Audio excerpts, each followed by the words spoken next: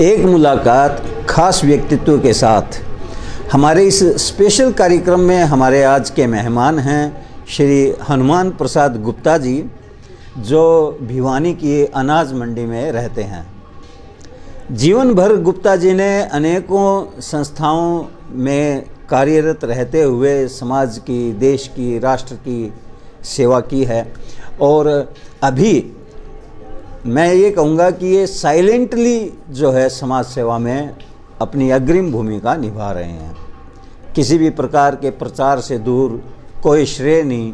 ऐसे श्री हनुमान गुप्ता जी का मैं हार्दिक स्वागत करता हूं। गुप्ता जी, सबसे पहले आपको नमस्कार कि आपने हमें मिलने का समय दिया और अपनी बात हमारे दर्शकों तक पहुंचाने की मुझे इजाज़त दी। आपका बहुत बहुत स्वागत है। हाँ, धन्यवाद आपका। गुप्ता जी, सबसे पहले तो मैं ये जानना चाहूँगा कि कोरोना का जो पिछला समय गया है, ऐसे समय में जब सभी संस्थाएं, सभी समर्थ व्यक्तित्व समाज की सेवा में लगे हुए थे, तो ऐसे में आपने क्या भूमिका निभाई? मैं इसलिए जानना चाहता हूं ताकि दूसरे लोगों को भी इससे प्रेरणा मिल सके।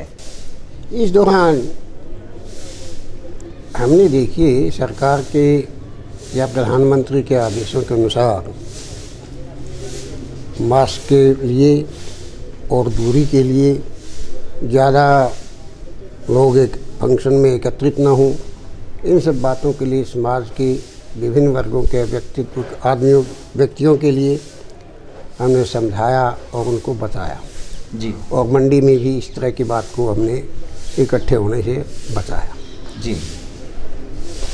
दूसरी बात, ज़्यादातर समय इस काल में हमने गौ सेवा में बिताया। मैं श्री शिवमुनि गौशाला गीत वनवास का प्रधान हूँ। ज़्यादातर उस समय को काम में गौशाला में ही बिताया जी।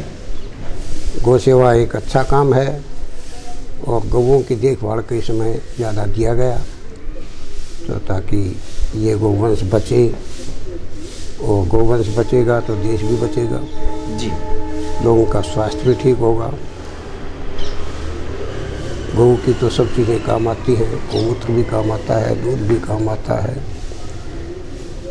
हमारी संस्कृति है, इसको बचाना सरकार का, हर व्यक्ति का दायित्व बनता है। जैसा कि गुप्ता जी ने बताया कि इस कोरोना महाकाल के दौरान जब हर आदमी अपने घर में था और कुछ लोग सेवा कार्यों में लगे हुए थे, तो ऐसे में इन्होंने गौशाला के जो कार्य हैं, गौ सेवा जो है, उसमें बड़ी शिद्दत के साथ, बड़े समर्पण भाव से वहाँ पर अपनी सेवाएं प्रदान की। गुप्ता जी, हमारी जो अनाज मंडी है, तो मैं हमारे इस कार्यक्रम में जानना चाहूँगा कि अनाज मंडी को लेकर के कि यहाँ पर ऐसी क्या समस्याएं हैं और आपकी दृष्टि में उनका क्या निदान है? अनाज मंडी में देखिए, सबसे मोटी तो बात यह है कि सरकार किसानों का अनाज लेना शुरू कर दिया और सीधी खरीद भी शुरू कर दी जी।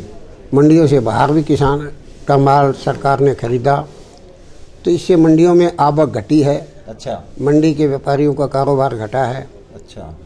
और कारोबार घटने से तो समस्याएं पैदा होती है। मंडी के व्यापारियों की आर्थिक स्थिति कमज़ोर हुई है, तो सरकार बेहतर सुविधा देते हुए भी मंडी के व्यापारियों को कोई सहूलियत नहीं दे पाई।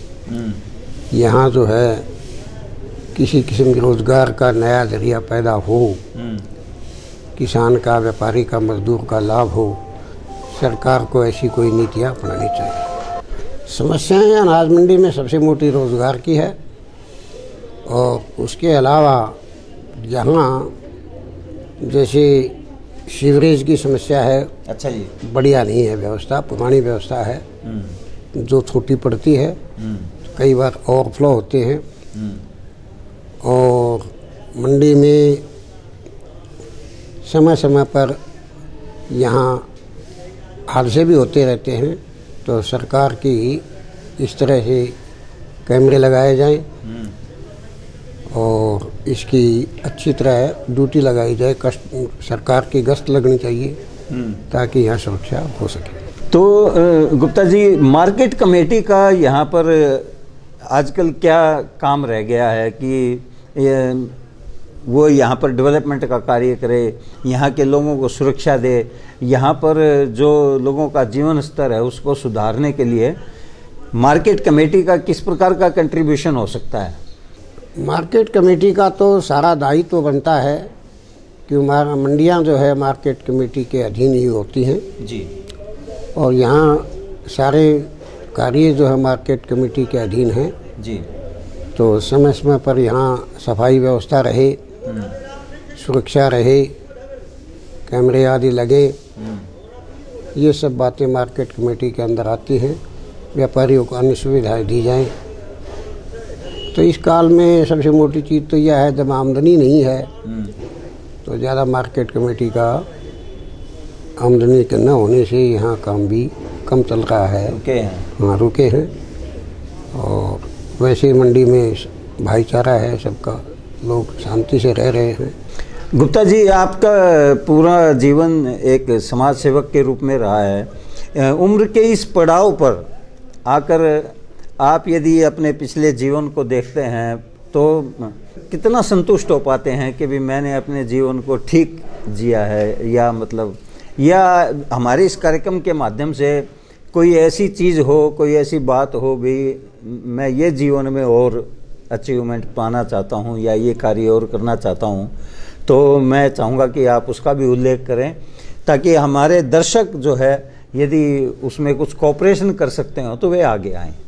मैंने अपने जीवन में जी विभिन्न संस्थाओं में काम करते हुए मंडी व्यापार एसोसिएशन का प्रधान के पद को, जनसेवा विद्या विहार के चेयरमैन का पद जी, श्री शिवमुनि गौशाला का चेयरमैन का पद जी, और लेगांव में